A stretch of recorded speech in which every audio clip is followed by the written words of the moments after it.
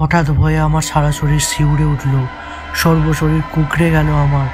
হ্যাঁ, বেশ স্পষ্টই শুনতে পাচ্ছি ঘন্টার শব্দ, যদিও খুব চাপা, তথাপি সাংঘাতিক রকমের স্পষ্ট। যেন সেই বহুকাল আগেও যেমন ছিল এখনও তেমনই। সেই মন্দিরের চারিপাশে প্রায় মাইল খানেক জায়গার মধ্যে কোনো ঘর বাড়ি নেই।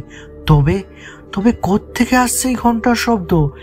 সেই গোপন কক্ষে আবার কি কোনো নতুন কাপলিক আশ্রয় নিয়েছে?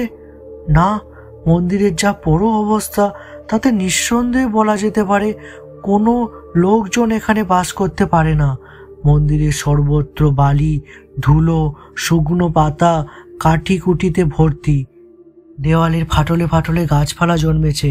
লোক বাস করলে মন্দিরের চাতালে এমন 1 ইঞ্চি পুরো ধুলো বালিও জমে থাকতো না, শুকনো কাঠি কুটিও পড়ে থাকতো না। তবে এই ঘন্টার আওয়াজ আসছে কোত্থেকে?